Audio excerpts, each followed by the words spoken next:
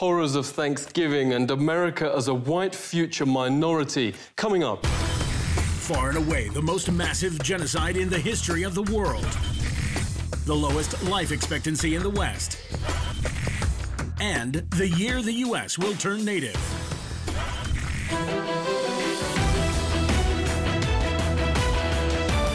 Virtually none of Thanksgiving has an ounce of accuracy, notes the bestseller Lies My Teacher Told Me. The idea of Europe bringing civilization to the Americas simply flips truth on its head. This is what European explorers actually found in North America. Far and away the most beautiful city on Earth. 5 times the size of London or Rome. Great towers and buildings rising from the water. 60,000 gleaming houses, and how spacious and how well built they were. Of beautiful stonework and cedarwood, and the wood of other sweet-scented trees. The many streets and boulevards of the city were so neat and well swept, despite the multitude of inhabitants, crisscrossed with a complex network of canals, like an enormous Venice, but also remarkable floating gardens that reminded of nowhere else on Earth. While Europe was drinking water from its polluted city rivers, huge aqueducts transported America's water from fresh springs. But what impressed most were the special merchant areas where timber and tiles and other building materials were bought and sold, as well as greengrocer streets where one could buy every sort of vegetable, fruits, honeys, nut paste and chocolates. Astonished by the personal cleanliness and hygiene of the colourfully dressed populace, and by their extravagant use of soaps, deodorants and breath sweeteners. Most Europeans never bathed and kept clothes on at all times. The Pilgrim's Notes biographer Zini Feiner had a terrible smell. Indians tried, quote, without success to teach them to bathe. The settlers also had bad breath from rotting teeth. Death and starvation was so common that corpses were just dumped in open pits known as poreholes. Many turned to alcohol and committed suicide. In fact, the story of the first settlers has been deliberately changed, notes author James Lowen, because the truth is so shameful. They actually settled hundreds of miles further south and stayed in America because the mission was a failure. Their real aim, reports historian Robert Beverly, was to find some gold and take it back to Europe. They spent their days digging random holes in the ground, haplessly looking for gold instead of planting crops. Soon they were starving and digging up putrid Indian corpses to eat. They took some Indian prisoners and forced them to teach the colonists how to farm. And the meal with the natives wasn't quite the Thanksgiving shown on TV and in school books. The colonists offered the Indians a toast to eternal friendship, whereupon the chief, his family, advisors, and 200 followers dropped dead of poison. In mainstream history books, perhaps the most common description of American territory then is virgin land.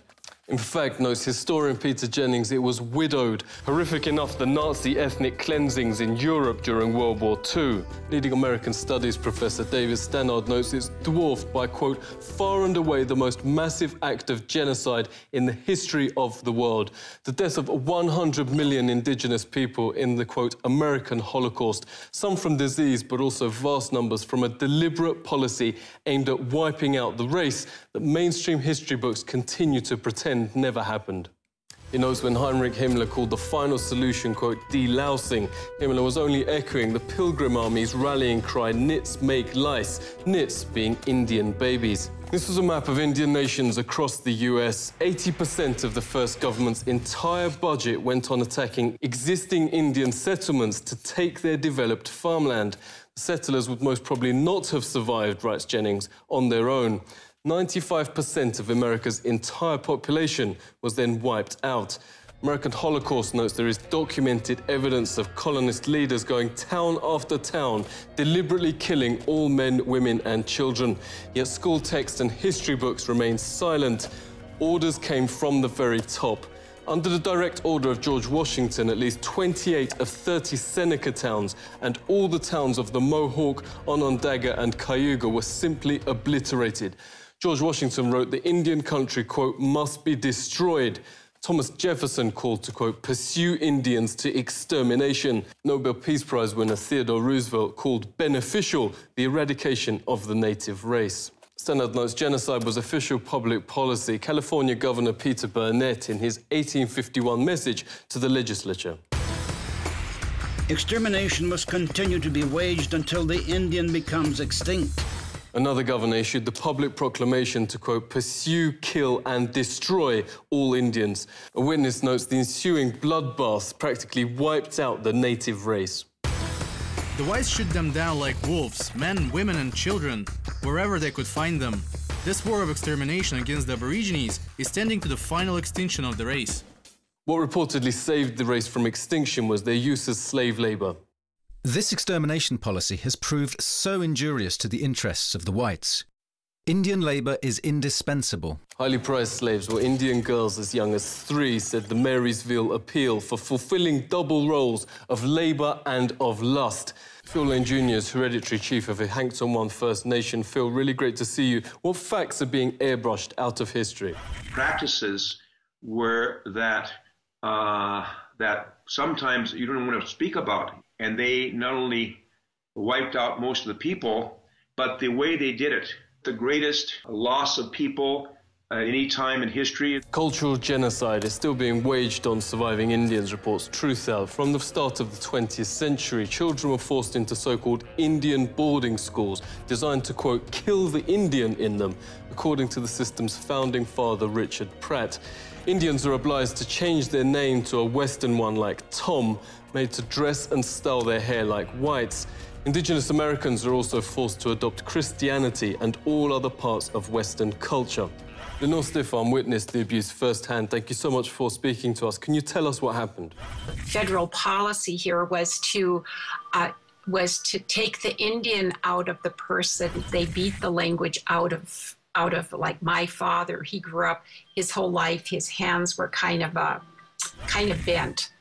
As a result, he used to talk our native language, but he never wanted me to learn. I consider myself a recovering Catholic because of, the sexual abuse that I experienced, from the Catholic Church. Daniel Sheehan says the genocide is continuing. He's helped start the Lakota Child Rescue Project to stop the forcible removal of Indian children. Daniel, thanks a lot for coming on. Could you tell us what is happening to the children?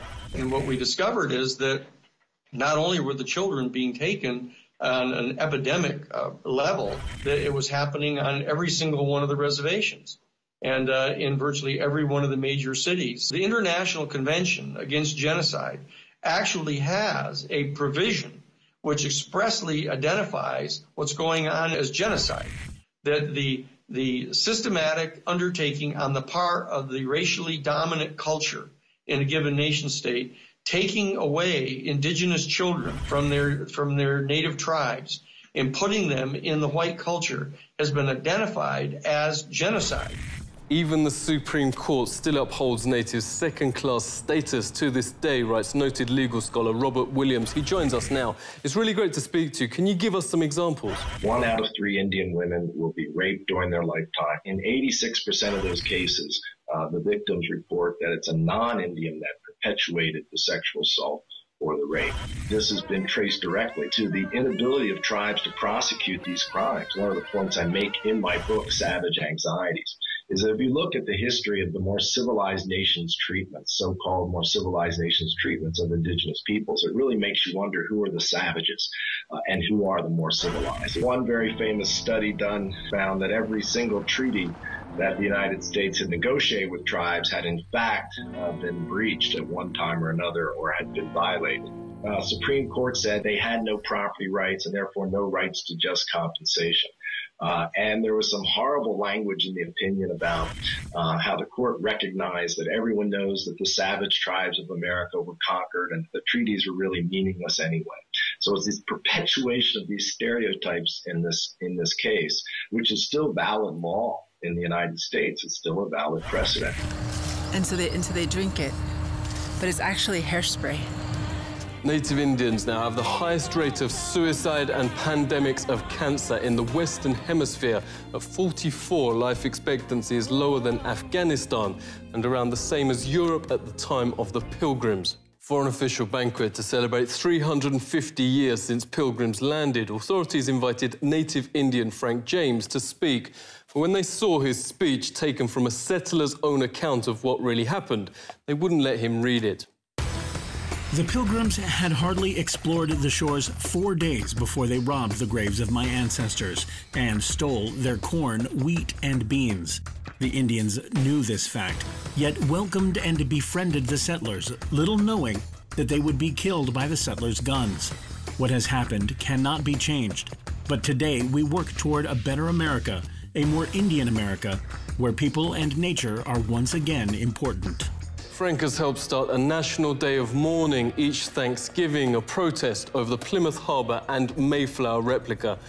On the West Coast, thousands also gather for Un-Thanksgiving Day, calling on the US to honour treaties promising Indian rights and international law. The American government faces increasing domestic and international pressure.